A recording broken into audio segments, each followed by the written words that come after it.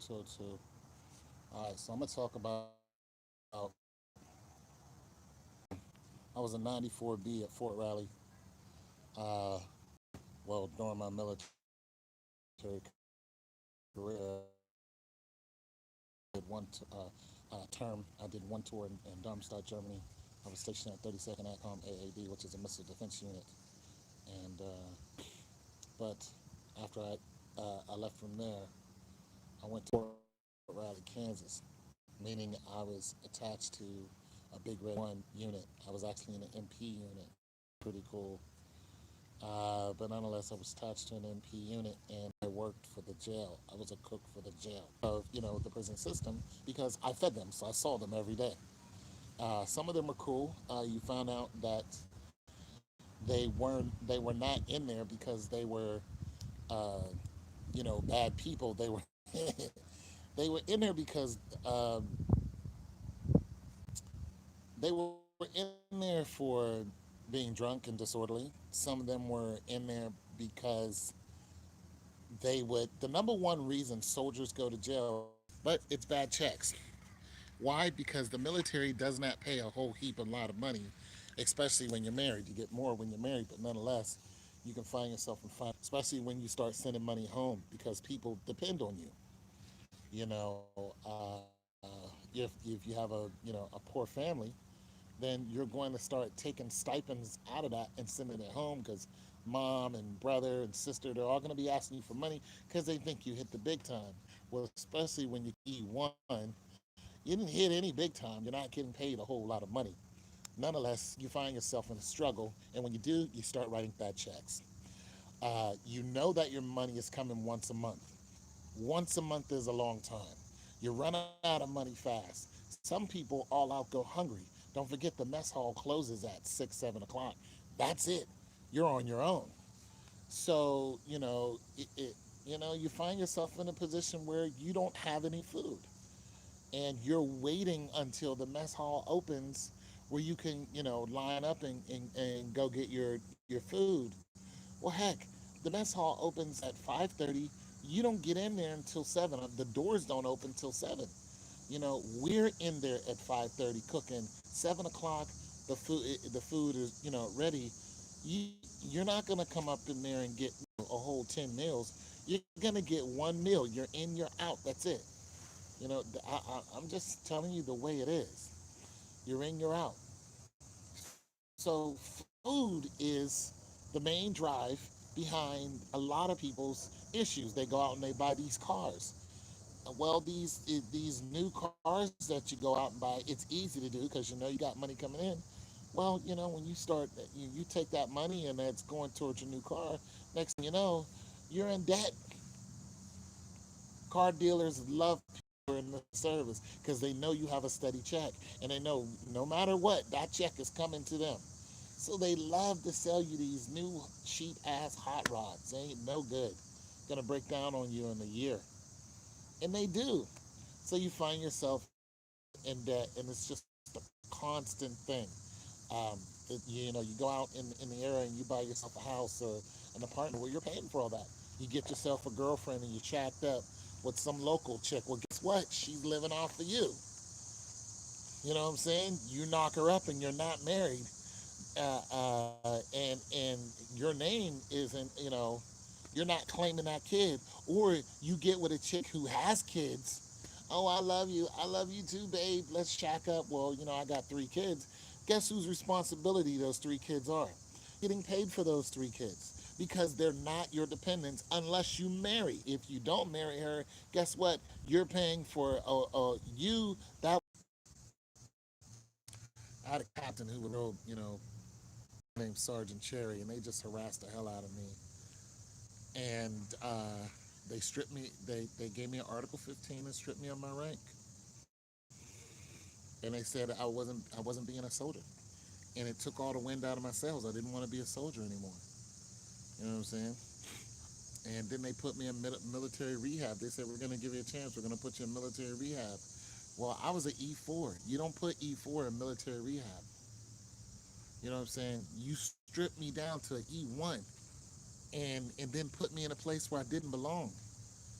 All just because some asshole captain.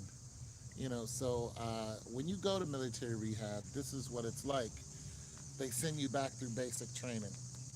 Look, when you're at E4, you're not trying to go back to basic. You're just not. Even though it was nothing to me, I ran circles around everyone there because I stayed in shape. I stayed lifting weights. I stayed running a 2 mile in 10 minutes or 11 minutes flat. I was on that. That wasn't the problem. When you get there, it's military training all over again.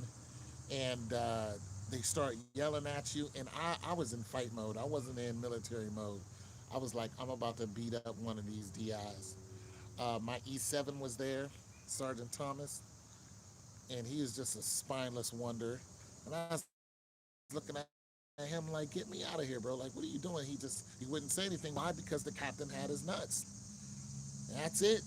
And what the captain says goes. So he would always, he's some skinny country white dude. He was cool, but you can tell he just wanted his money. And that's another thing about older military people. They just want their cash. You can tell that the military is out of them. These guys ain't going to war. They don't give a damn about protocol. They give a damn about their check.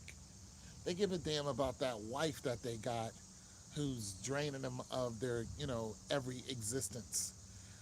They care about the captain and the freaking first sergeant who's breathing down their neck just because they can. That's what they care about. Those guys don't care. They don't care about you. We got a new private in, so what? They don't care. So nonetheless, they throw me in this program. I had to rerun the 2 mile. I did it in 10:36. Knocked out 66 push-ups, 67 sit-ups. This is after the first day when you get in there and you're a spectacle. They have this.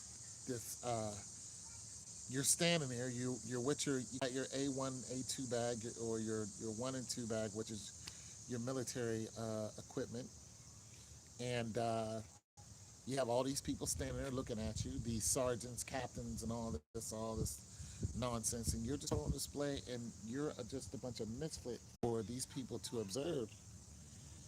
And you have a couple E7s out there, and then here come the drill sergeants, and they, what are you looking at? And I'm standing there, in formation. And I tell these guys, I said, whatever you guys do, don't look these guys in the eye when they come out there.